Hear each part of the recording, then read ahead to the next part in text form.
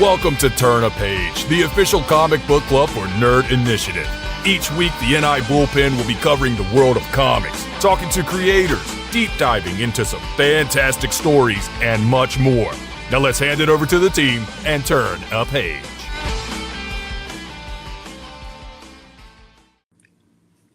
And what is going on, everyone? It is Tuesday night, 8 p.m. Eastern Standard Time, and you are tuned into the Nerd Initiative streaming service for another edition of Turn a Page, the official comic book club for Nerd Initiative. My name is Ken M. You know me as the host of the ODPH podcast. I'm also Nerd Initiative's comics editor-in-chief. To my left, your right, because of his contract, he has to do his own intro. Coming at you live and direct, straight from a folding chair in the ODPH studios. My name is Off the Cuff Tom, Nerd Initiative's pop culture connoisseur, Ken, Matt, and why did I just blank right there? Because this is why we do it live. And Jason, always a pleasure. Absolutely. And joining us, our other co-host, you know him as one half of the dynamic duo of Drafts and Dialogue, bringing you that pop culture knowledge you need to know each and every single week. And as the only Matt Roth from Hopsgeeks News. Matt, what is going on? What's up, nerds? It is Tuesday night, so you know we have an excellent guest with us tonight who is doing some just amazing work. I am so excited to be here. And Jason, thanks for hopping on with us. Hey, thanks for having me. Absolutely. Let's talk comics. You know what? When we're talking comics, and I gave the story a little behind the scenes back, behind the curtain here, if you will. Last year, we went to New York Comic Con, and we were fortunate enough to attend the Comixology Originals brunch put on by Amazon. Shout out to Superfan Promotions, amazing people there. And I happened to get into a conversation while some creators were there and bumped into one Chip Zdarsky. And I happened to go, like, one of my favorite series out right now is The All-Nighter. And he immediately said, you got to talk to Jason Loo about this because he is amazing. This is a story. And he went on this amazing monologue praising our guest we have on the line today. You know his work from such books as Afterlift, Pitiful Human Lizard, Star Wars High Republic Adventures, Razor Blades, The Sentry. Yes, folks, if you know me, you know my disdain for the character, but this man wrote an incredible story about him, and he is one half of the team behind this amazing story from Comixology Originals, and it's out via print form by Dark Horse Comics. Please welcome to the show the one and only Jason Loo. Jason, what is going on? Oh man, I'm so glad to be here. So happy to just talk about comics with you guys, especially since I've been battling with this massive cold for the past 2 days. So, you know, this is like the light at the end of the tunnel, just talking to you guys about comics. So, yeah, let's do this. Absolutely. The story of The All-Nighter, which if anybody is not familiar with, why don't you break it down for our audience? This is one of my personal favorite ones I've read on Comixology and by Dark Horse. So yeah, let's break it down a little bit. So yeah, The All-Nighter is about a found family of vampires that are in hiding from society. They're in hiding by running a late night diner. And just getting by. But one of them decides to use his vampirism to be a superhero because he finds that there is a loophole to being okay, so here's the thing. In this world, a bunch of monsters are all in hiding, especially this found family of vampires. And so, yeah, they're trying to, so our family's trying to keep it under wraps. But yeah, one decides to be a vampire, decides to be a superhero. And when other monsters find this other loophole that this guy's doing, they're like, hey, like, I can still be a monster underneath a mask. And they follow suit. And hell breaks loose. And all these monsters are out in the world, dressed up as superheroes and supervillains. Yeah, it's such an incredible tale. Like I say, when I first picked it up, I wasn't sure what to expect. I mean, I knew about vampires, and by the time we get to the end of that first issue, I'm like, whoa, okay, here we go. And just for where it starts from point A to where it's wrapped up at issue 15, and just the journey they go on. Like, this is one of the most creative stories I think I've read in recent memory, to be honest with you, just the different twists and turns that this family goes through. I mean, going in the process, like, was the story just kind of ever evolving, or did it kind of just stay like one certain path, or was like when you started going, it's like, oh, this idea sounds really cool. Like, let me go this direction. Yeah, well, so after me and Chip worked on Afterlift, and by that time, like, yeah, we it was already published and it won an Eisner Award, and we were like, all right, let's meet up for a little celebratory dinner and talk about our next project. And that's when and we jotted down like a bunch of ideas, and one of my ideas was like, let's talk about like, yeah, this found family of vampires that run a late night diner, and just talk about like just their normal lives, just trying to get by in the world. And I told Chip about this, about like, like after like telling a story like Afterlift, which has this very universal message, universal theme that anyone can pick up and read. And I said, let's do something that doesn't involve superheroes. Like, I know you're busy with Daredevil and Batman, but let's make this our own little baby, where we tell this very dramatic tale about these vampires from different histories, different generations too. And he went with that, and then he wrote this outline, the series outline, and then he got back to me with like this 5-issue outline, and it included superheroes. And So naturally, let's stop talking about superheroes. So naturally, we are going back to superheroes. We're going back. And this was even before I got hired by Marvel, because I was like, I thought I was at that stage where I was just done with superheroes. Like, after working on Pitiful Human Lizard, which is this very offbeat comedic superhero series that I did, like that was like my series of everything I wanted to do in a superhero comic that was told in 5 years, 22 issues that I wrote and drew. And I was like, yeah, I'm done with superheroes. And yeah, All Nighter, I wanted that to steer away from that, but Chip brought me back into loving superheroes. And it actually like made it much more interesting, because it actually added more layers to these characters. Because not only were these like vampires people that were hiding from society by running a late night diner, but one of them or some of them, eventually later on all of them, decide to wear masks and costumes, and it's like layers upon layers and layers. And it was like a lot to think about, of how to design costumes for each of these characters, like knowing where they're coming from. And yeah, I got to thank Chip for making me love to tell superhero stories, and here I am. Yeah. Like just in the middle, like just balancing 3 different projects with Marvel right now. That's incredible. So you've really, Yeah. you've covered the fact that you reuniting Chip for the series. One thing that I do, you talk about layers and layers and layers. Ken knows very, very, very well my background. We need more diner, less superheroes, more diner. I just want more diner. Just I want all the drama. Like, here's your 50-cent cup of coffee, and where's my tip? Sin just got a little bit in that first issue. Just saying. We can get more drama in the diner. But I do love the fact that it was, you guys were smart enough to use the fact of your meat purveyor was also your supplier for the blood. That I found, as a restaurant guru, I thought that was just a great way to put it in.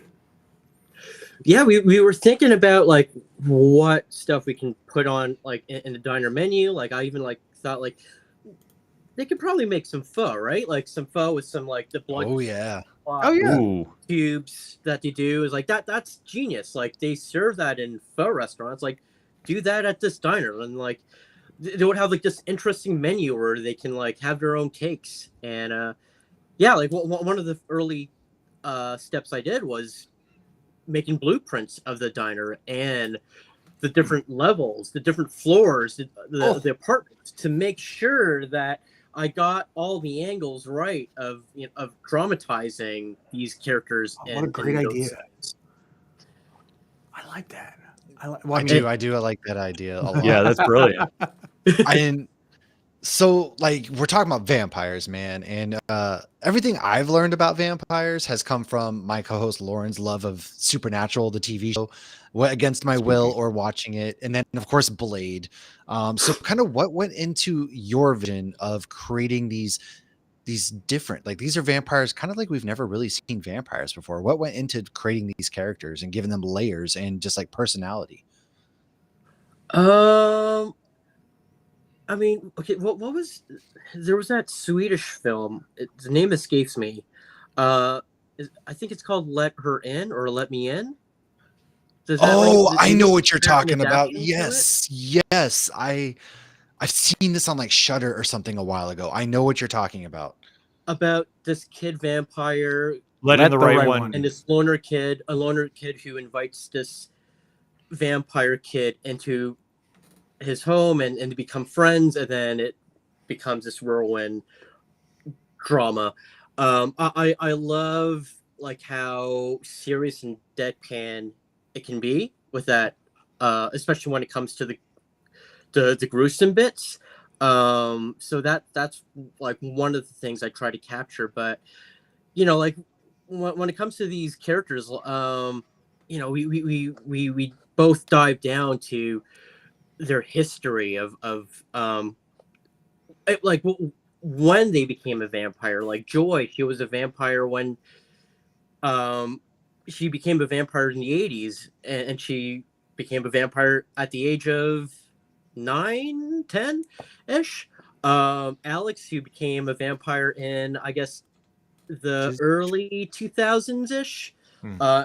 And like just thinking about like what their interests were of that time. Like Joy's fashion sense was very retro. Like her hoodie, like her tracksuit was very 80s inspired, like 80s windbreaker looks. That's what I was trying to go for. And like Were you Alex, trying to do members only? Give me the old members only on there. The members only. What? It was a line of windbreakers jackets from back then. I'm just way back when. I'm just showing my age. Okay. Oh shoot. I guess I was like just too young to like. I'm an 80s kid, but I was too young to like know the brands myself. Yeah, Alex, he had like the game systems of his generation in his room, like a PS2 and a GameCube was one of them. I think I drew. Yeah. See, I'm a product. I grew up through the 90s, so like all the PS2, man, many friendships were won and lost on the GameCube, the Dreamcast, the PS2, the PS1, many times. Cynthia, she was an 80s businesswoman, like a working woman type of like, so like with like thinking like the power suits and all, but like since she is in hiding, like thinking of like a more relaxed look, like sneakers for sure, because she's just she's very active person, just like she's this go-getter, just like she was as a businesswoman, and that's what she is at the diner. Like that's her attitude when she's serving to customers. Yeah, like it plays in. Oh, sorry, go about. No, I was just gonna say, yeah, that plays into like the eras of everybody. So you kind of got to play around a little bit with each era. Did you find that little aspect of it a little bit fun and also kind of rejuvenating because you got to just pull from so many different angles? Oh, for sure. Like I come from this background of so I used to be apprentice of Larry Hama, and he like his like one of his mantras is like, to tell a good story you need strong characters.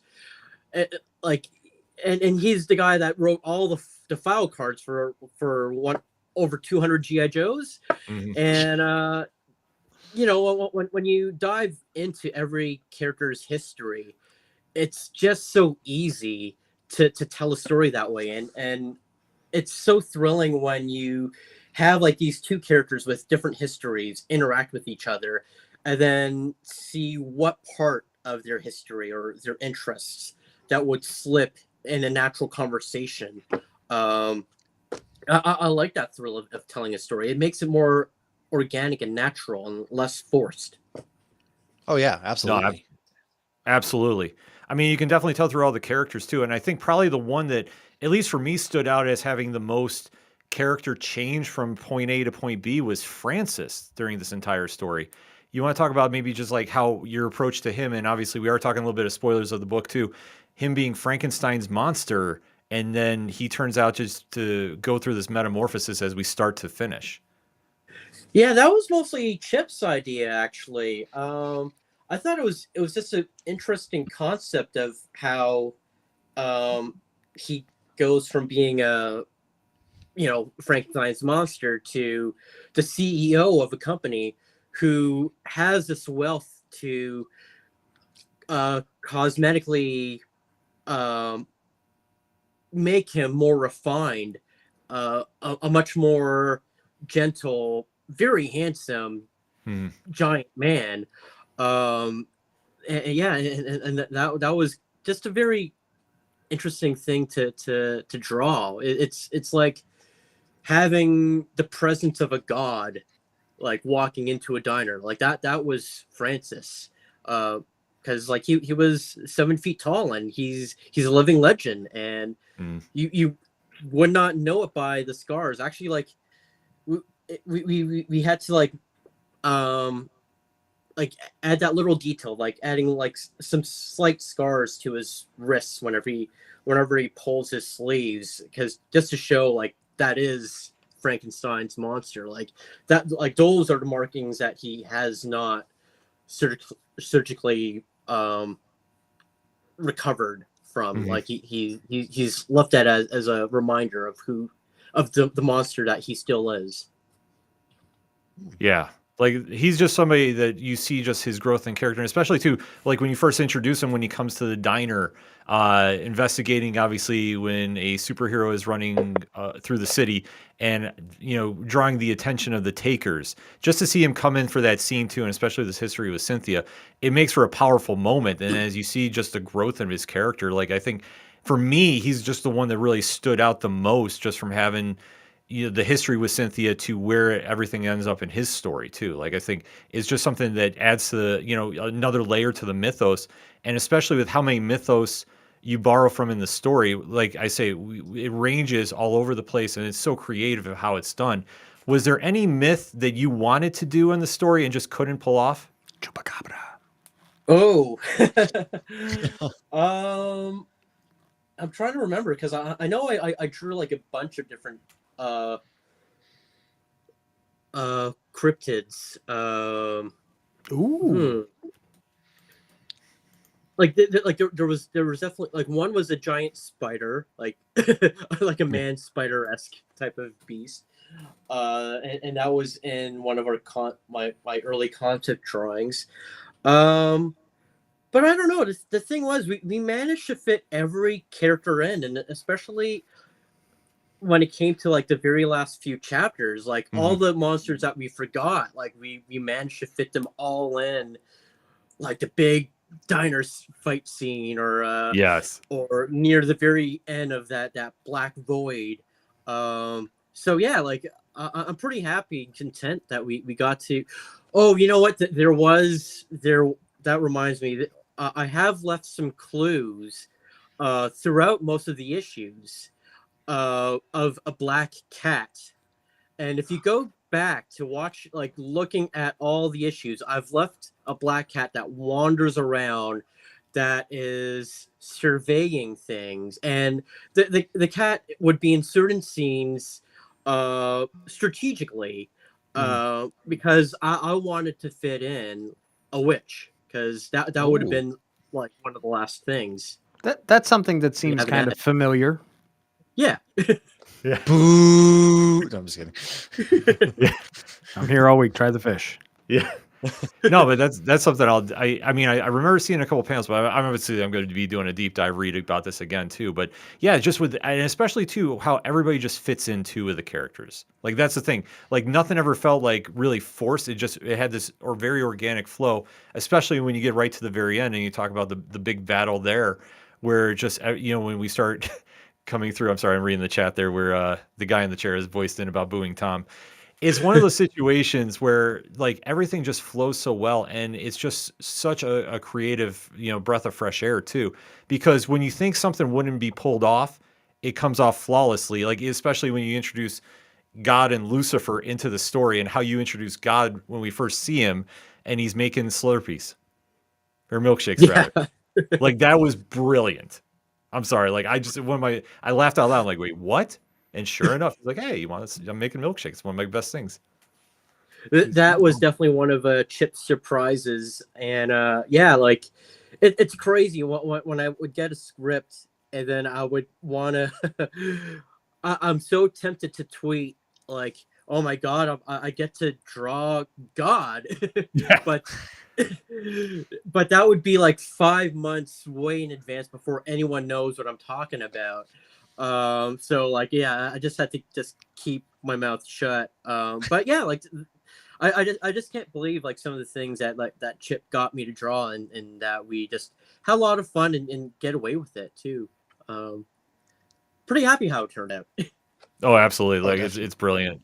Now, looking back on the series, was there a particular favorite moment or unfavorite moment that, that was, you loved to create, or you just had such a mental block that you had to push through it and you made something wonderful? You there was this one issue. I think it might have been. It's definitely in volume 3. And it had to be the issue where half of the scenes took place in this estrial plane, this very space environment.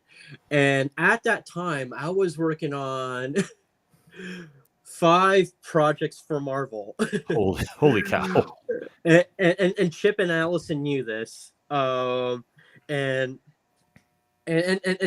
so Chip kind of like made it easy for me by going like, okay, so like some of it's going to take place. Well, most of it's going to take place in space now.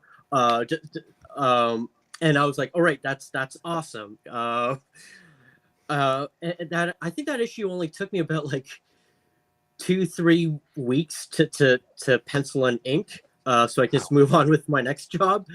But I was pretty happy how I laid out like the space scenes, because I did put a lot of care into that, like dotting every little star in the backgrounds. And Paris's color, our colorist Paris, his colors just made it so much more beautiful. Looking at those scenes, like creating the right cold, dark mood between God and the taker. So I'm pretty happy how that turned out for the situation that I found myself in. Yeah, it's such a brilliant thing too. Like I say, that whole sequence that I'm just remembering now as you're talking about it. Yeah, I mean that's just one that stands out too, and especially just with how many different elements are in this story. Like I say, this is such a multi-layered story that there's literally something in it for everybody.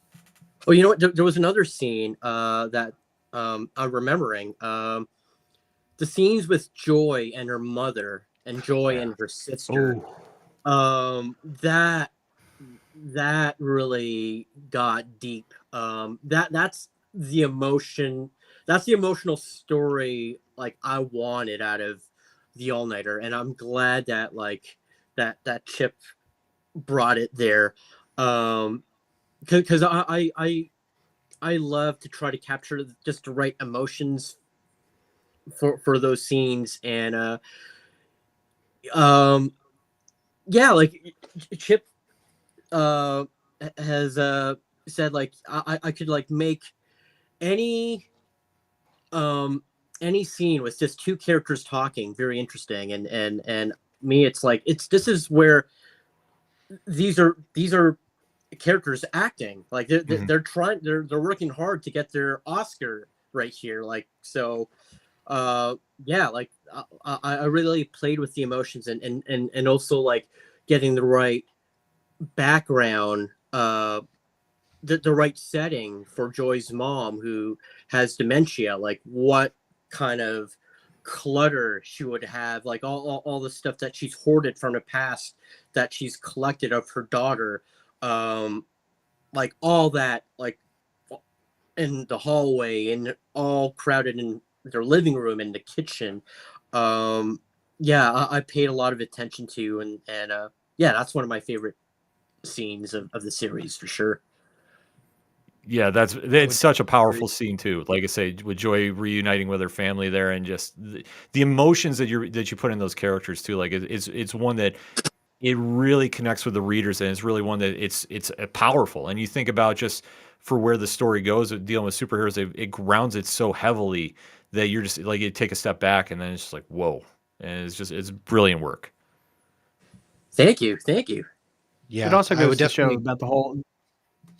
Oh no, go ahead. Go ahead, Matt. You haven't said anything in a while. Go No, go for it. no, I was No, just do the gonna say, thing. like, I like the less is more approach almost, because yeah, it may be two characters talking, but the way you convey the emotions, like that to me is the true testament of power and abilities. And that's really where, you get to show off your talents, and it's harder to do versus like an action sequence. So those panels where there's just like the three characters just really getting in depth, to me, those are always going to be my favorite panels, because there's just a lot of love and detail and just attention poured to them. And that's I got to give a shout out to Larry Hama, because I remember one of my early works I showed to him, like, maybe 2 decades ago, and he would look at this panel, the scene of two characters talking. It's like, and he would compare it to a puppet show, because you only see talking heads, and it's like, and then he introduced me to like some great films that I should watch, and definitely like one of them was Kurosawa, and some Sergio Leone, and like all the classics, and just paid attention and to like all the classical films. And this was like me in my early 20s, coming out of art school, and opening my eyes and being like, yeah, like this is like, these are like great shots of like of how to tell like the right moods in a conversation. Yeah, just paying attention to like the right kind of shots, like when to use them to tell the right notes in a conversation. Well, just in that whole scene and everything that you had in Joy's mom's house, the composition as a whole was so brilliantly done, and the fact that I love that it was just so harmonious, that what you and Chip did, just bringing it together with the whole idea of the dementia. And it also goes to show the softer side of vampirism, how it affects characters. I mean, I love the fact that they say, "Oh, I've got superpowers," when it's "Mom, I miss you." It's literally "Mom, I miss you," and it's just lucky that Mom doesn't remember that you left for cigarettes, or left for milk, 20 years ago. Sorry, Dad. Yeah, it's definitely one of the hearts of the story for sure.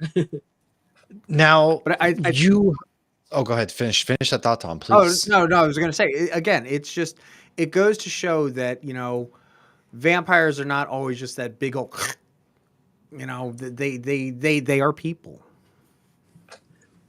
Exactly. It's like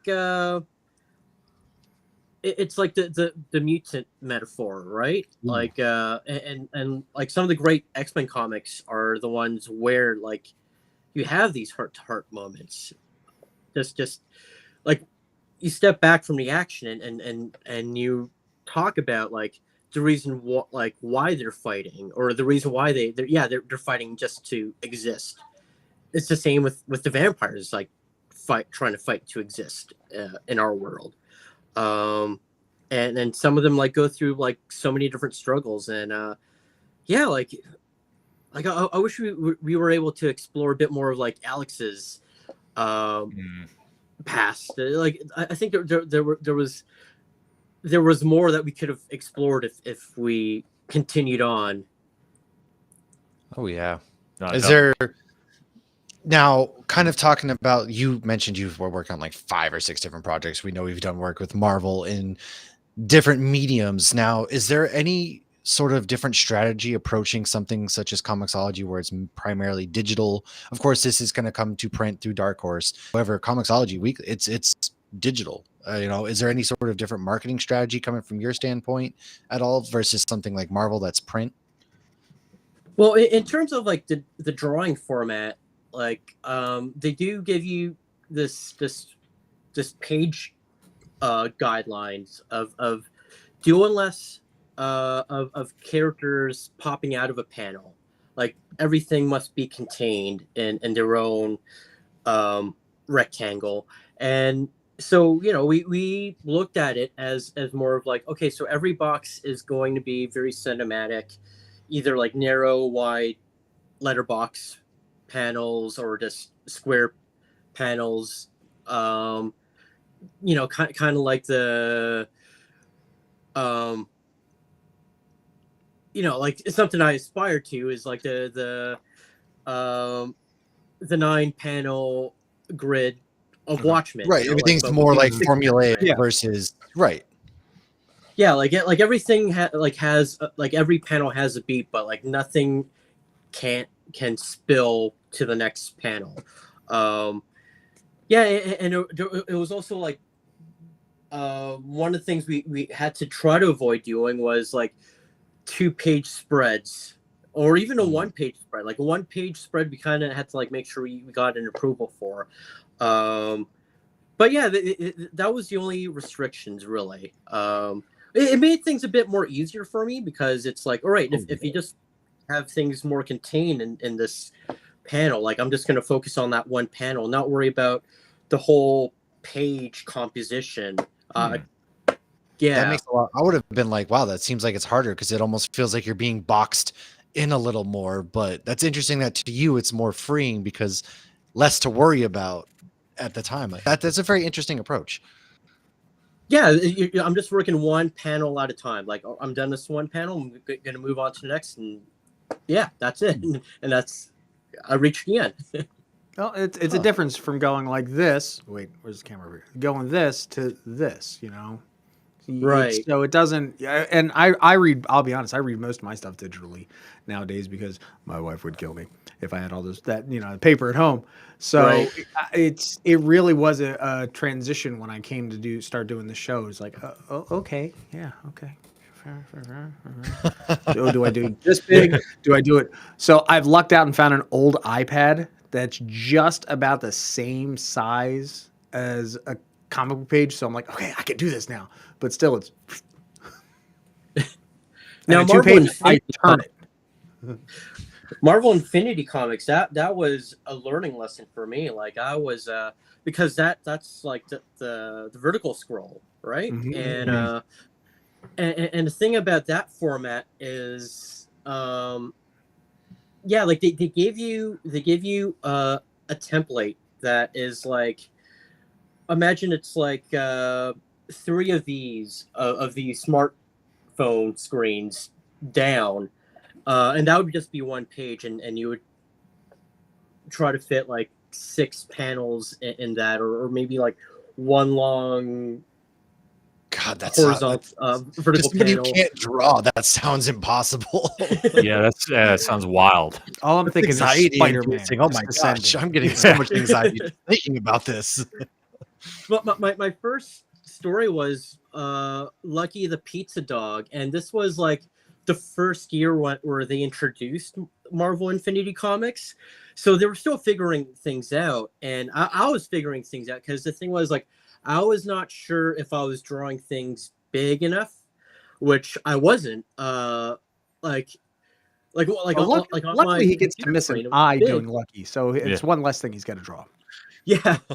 So he yeah, I'd find myself like either like drawing things a bit too small or drawing things a bit too big. And then when it came to like writing things, like writing speech bubbles, like I was making sure, because like the first comic I saw that had like the word balloons, I was like, oh shoot, like some of these like these type size the sizes of the fonts are huge, so I had to just write less.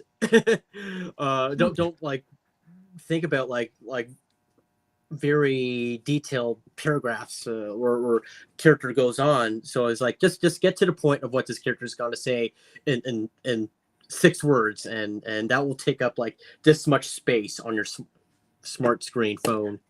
Wow. Yeah.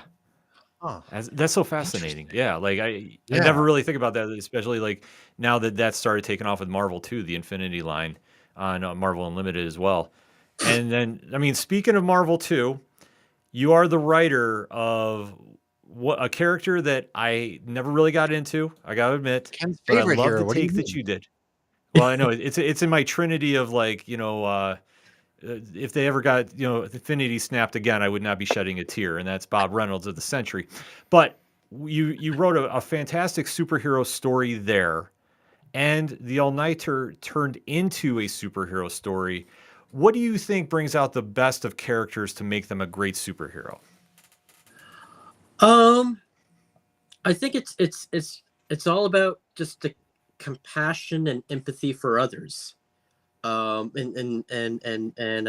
taking that extra effort to help one another. That makes one a superhero.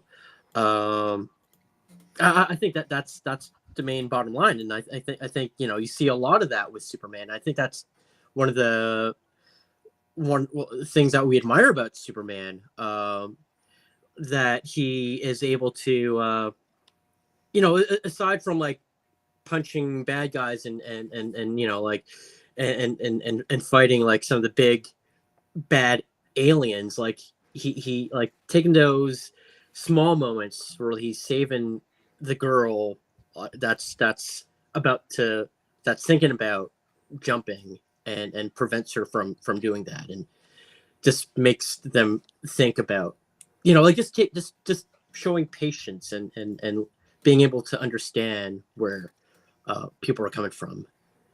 So yeah.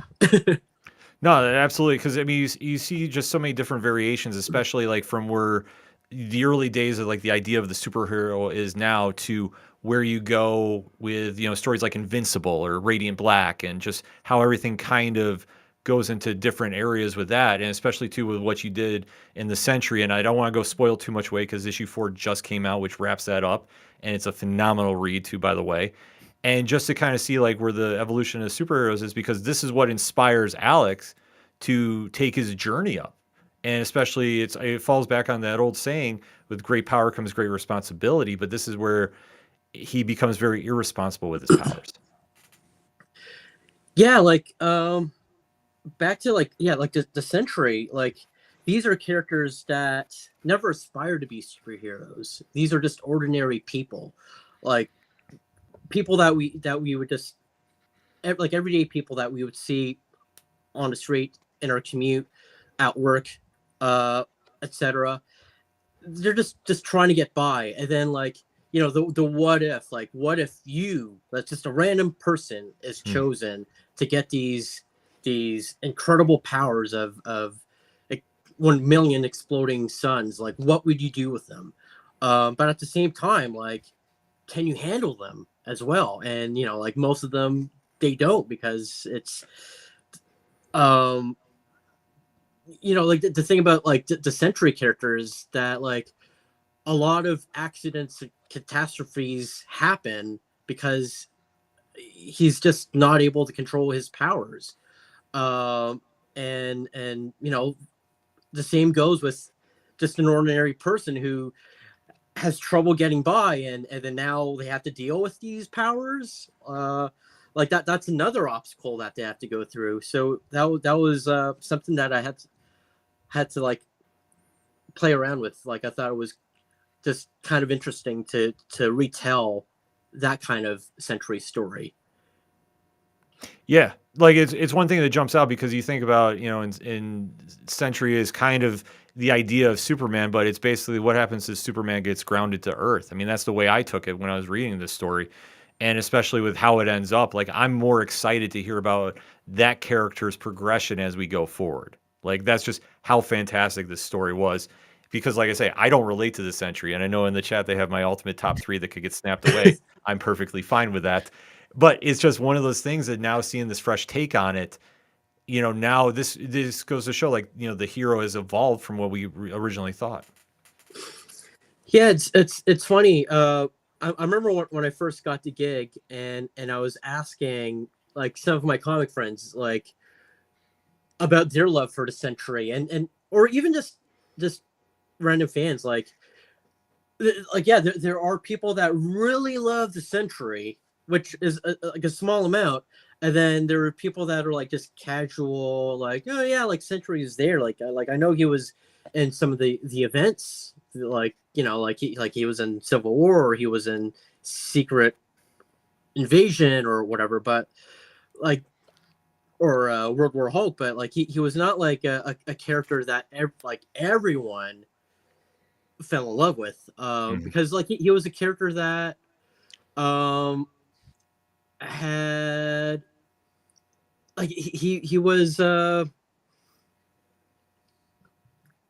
he was like very unhinged, like he very unpredictable, a loose cannon at times, but like, yeah, but when you really get to know him, like you understand like the reason why he's like that, like because of his mental condition that he's in, which not many people know. And I thought,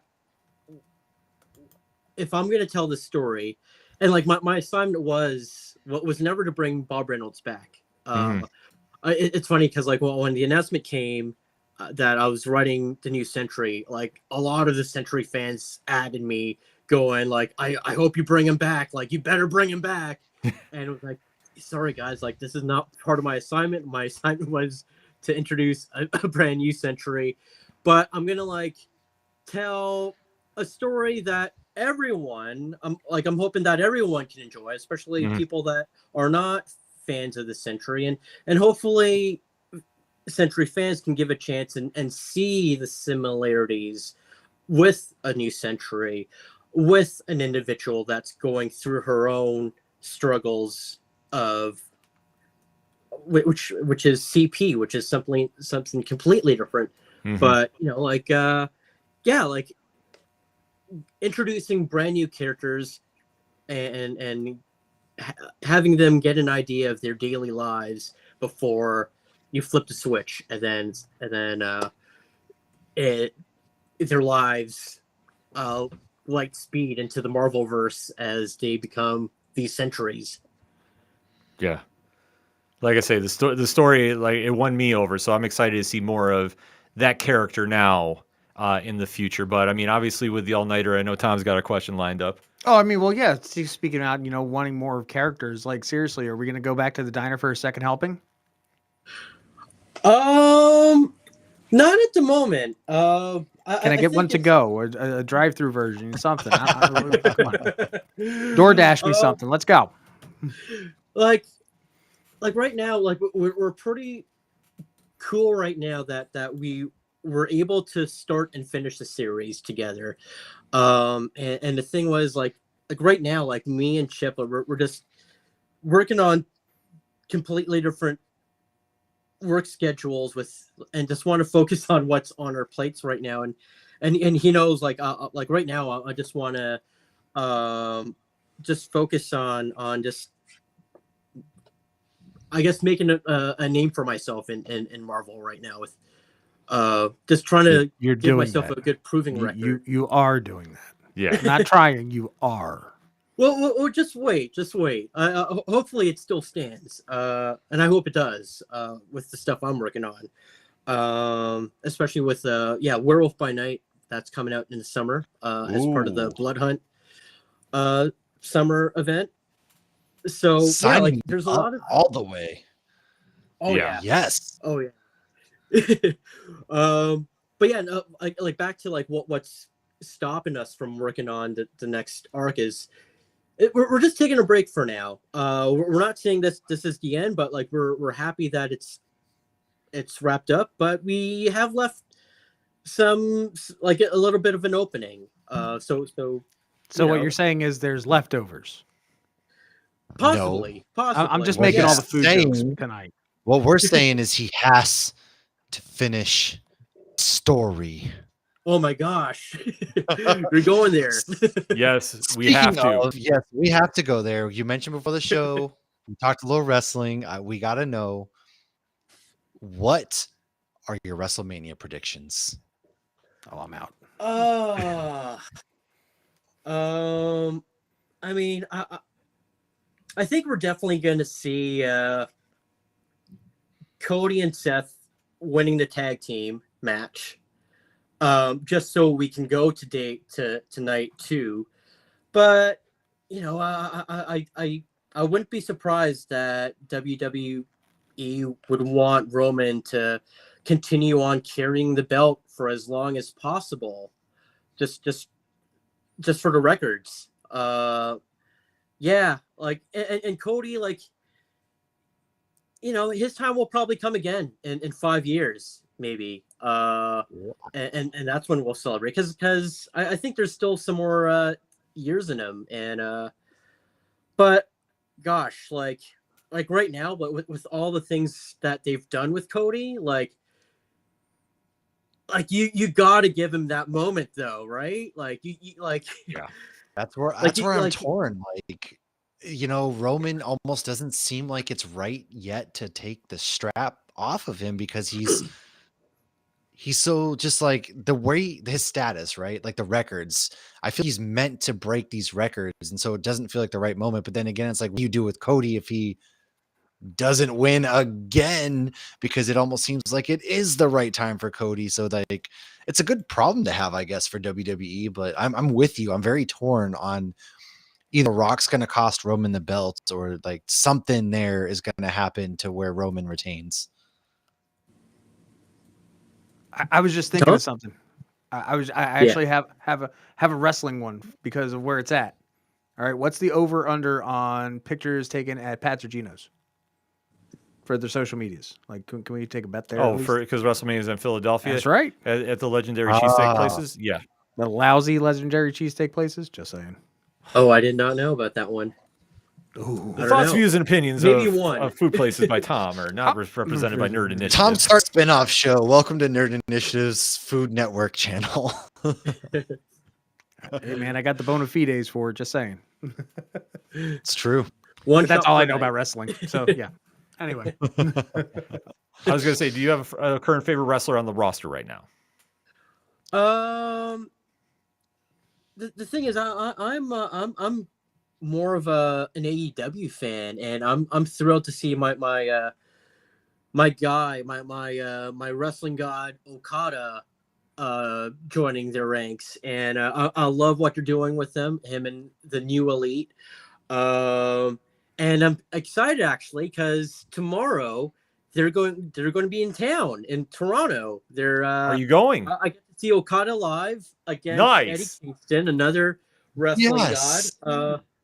So yeah, it's gonna be a great night. Mercedes Moné, she's gonna be there. Yes. She's advertised to do some talking. So yeah, we'll see. I hope she throws in a match. I hope she does a little squash match. We'll see. Mean, yeah, she's. I mean, I think she's got to start wrestling unless they're holding her off till Dynasty, the new pay-per-view. But I think, yeah, but that Toronto show, I mean, especially Adam Copeland and Christian Cage, the I Quit match. Oh man, like that's gonna be out of control. Yeah, I can't wait, man. It's weird because like it feels like we've seen so much between that feud, Christian and Edge, or sorry, Adam. No, we say it all the time on Wrestling Night. I mean, Adam it's one of those and things that, Christian. like, it's never I gonna... can't keep track. Man, like I was there live in Toronto when Christian turned on Edge, and like he hit him with the cup, and then he had his first like floor tantrum where he was like on the floor just banging. Oh my God. And I was like, what am I seeing here? This is crazy. And I love it. If he should do more of that, which he did. Man, Christian is just a great character. Oh yeah, his heel work right now is top level. Yeah, no, I can't wait. That's tomorrow. Looking forward to it. Yeah, my buddy Okada. Nice. Well, that's a perfect way to cap off New Comic Book Day, where everybody that is hearing this episode or watching it on YouTube needs to make sure they run out to the comic shops, go get the All-Nighter Volumes 1 and 2 via Dark Horse Comics, and then hit up Comixology Originals and get Volume 3, because you don't want to wait till it comes on in print form, but buy it when it does come out. And definitely, Jason, what else should we be looking forward to? You said Werewolf by Night, but anything else you can kind of tip us off of what to expect for the rest of the year? Yeah, definitely in April. It will be the big Marvel Pets crossover, Infinity Paws. Yeah! All your favorite Marvel Pets, all in one. In this 10-parter saga. Nope, not enough. I need more. I need more already. It looks so gorgeous. My cat's actually in it. My cat, Boris. He's the inspiration of Cole, who is the Ghost Rider cat, and you get to see him as the Spirit Cat of Vengeance, and he looks so freaking badass. Oh That's my gosh, awesome. you're gonna see him in flames. Infinity Paws is my number one from NYCC. I love Ghost Machine and everything, but as soon as I heard Infinity Paws, I'm like, yeah. I hope to see Tom's it back in in. print someday. Yeah. So yeah, there's that, and just stay tuned for some announcements in the coming next month or so, because there's definitely more down the pipeline. Some very exciting stuff. Just follow my socials. Just go to Jason Lowe Makes Comics at Instagram. Excellent. And that is in the liner notes of this show, so we definitely will be keeping an eye on that and everything else you have coming out. And like I say, I can't stress enough, make sure you go pick up the All-Nighter, either in print or in digital form. Go check out the Sentry. Yes, I am endorsing the Sentry comic, which, like I say, Jason did an amazing story for that. And when Werewolf by Night comes out, we definitely have to catch back up with you here on the show. Thank you so much for taking the time out to talk with us today. Thank you. Pleasure talking with you guys. This is awesome. Absolutely, man. Thank you so much.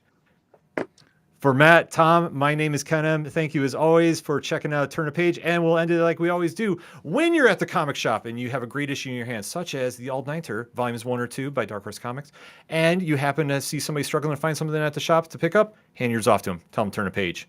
We'll see you next time. Out.